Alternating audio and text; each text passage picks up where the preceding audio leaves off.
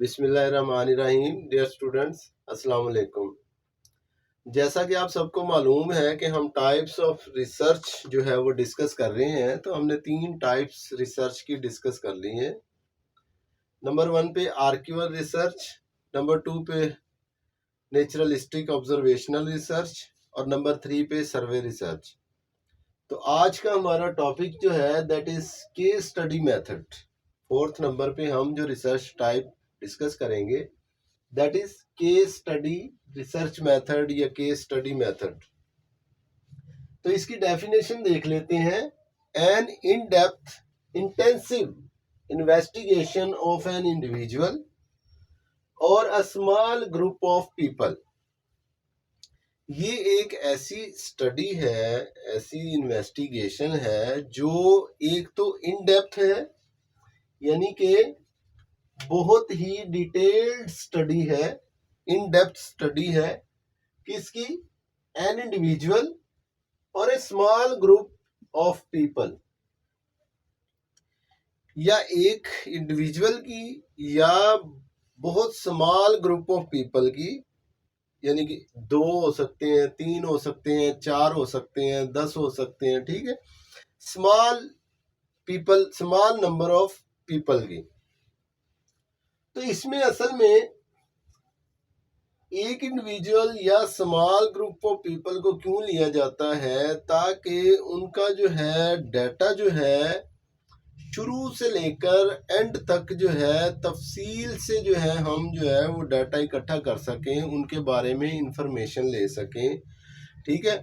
उस इंफॉर्मेशन में उनके जो भी एस्पेक्ट्स हैं शुरू से लेके अब तक, यानी कि पैदाइश से लेके अब तक जितने भी एस्पेक्ट्स हैं उसमें जो आ जाते हैं, उनके सोशल एस्पेक्ट्स आ जाते हैं, ठीक है। उनके जो है वो पर्सनल एस्पेक्ट्स आ जाते हैं, उनकी पर्सनैलिटी के एस्पेक्ट्स आ जाते हैं, उनके डेवलपमेंटल एस्पेक्ट्स आ जाते हैं।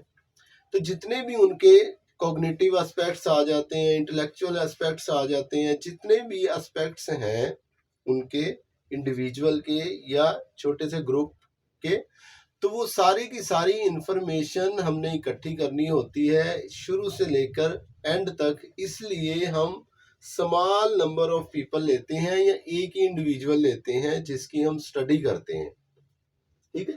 तो मोस्टली यूज्ड, यानी कि case study is mostly used by clinical researchers.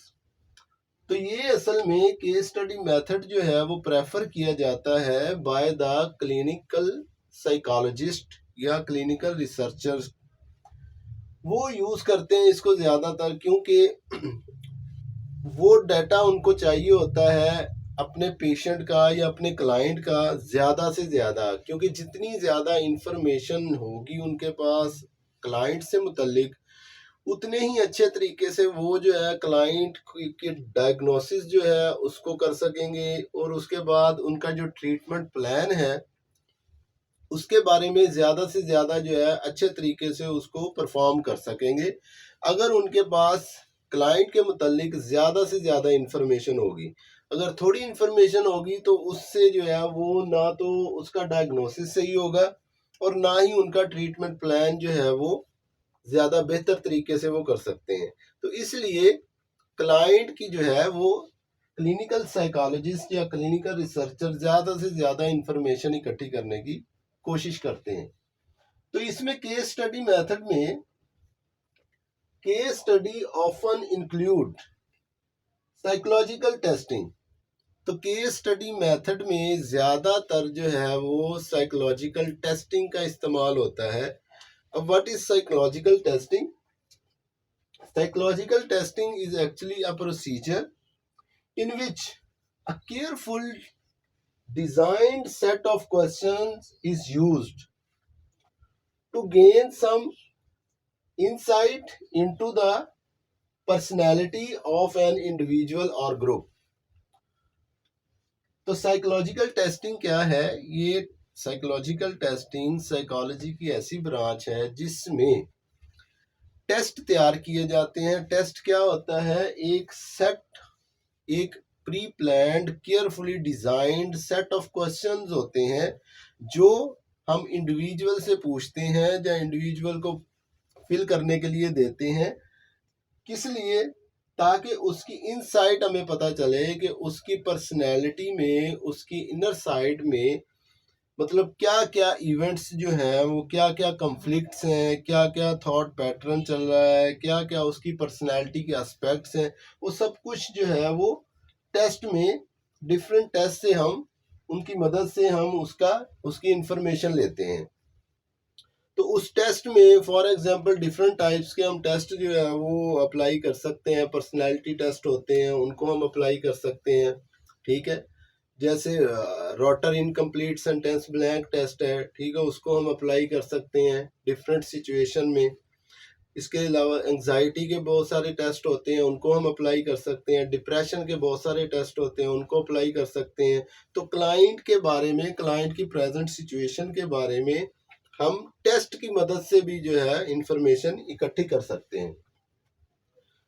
तो जैसा कि सिगमंड फ्राइड ने अपनी थ्योरी पेश की थी साइको एनालिसिस के नाम से, तो उसकी जितनी भी थ्योरीज थी साइको एनालिसिस से रिलेटेड, जितनी भी थ्योरी थी, जैसे ड्रीम इंटरप्रिटेशन का लगा लें आप, ठीक है, psycho sexual stages of development, जितनी भी उसकी थ्योरीज थी वो actually all was developed by case study method. तो सारी की सारी थ्योरीज जो है वो केस स्टडी मेथड के जरिए डेवलप की थी, ठीक है। वो केस स्टडी मेथड में वो हर पेशेंट के जो है वो डिटेल इंफॉर्मेशन लेते हैं और उसके बाद जो है इन्होंने, सिगमंड फ्राइड ने थ्योरी पेश की साइको एनालिसिस की। Similarly clinical psychologist who diagnose and treat psychological problem routinely do case studies of their clients।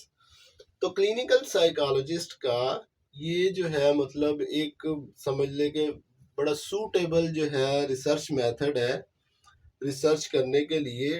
तो इसको जो है वो क्लिनिकल साइकोलॉजिस्ट बहुत प्रेफर करते हैं केस स्टडी मेथड को, क्योंकि इसमें इन डेप्थ जो है वो इंफॉर्मेशन प्रोवाइड हो जाती है इनको, क्लिनिकल साइकोलॉजिस्ट को, तो जिससे उनका जो है वो ट्रीटमेंट प्लान और डायग्नोसिस वगैरह उन वो बहुत इजी वे में जो है वो परफॉर्म हो जाता है।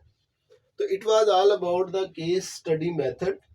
तो नेक्स्ट इंशाल्लाह ताला नेक्स्ट वीडियो में जो है वो नेक्स्ट टाइप ऑफ रिसर्च हम डिस्कस करेंगे। तो तब तक के लिए अल्लाह हाफिज़, अस्सलाम वालेकुम।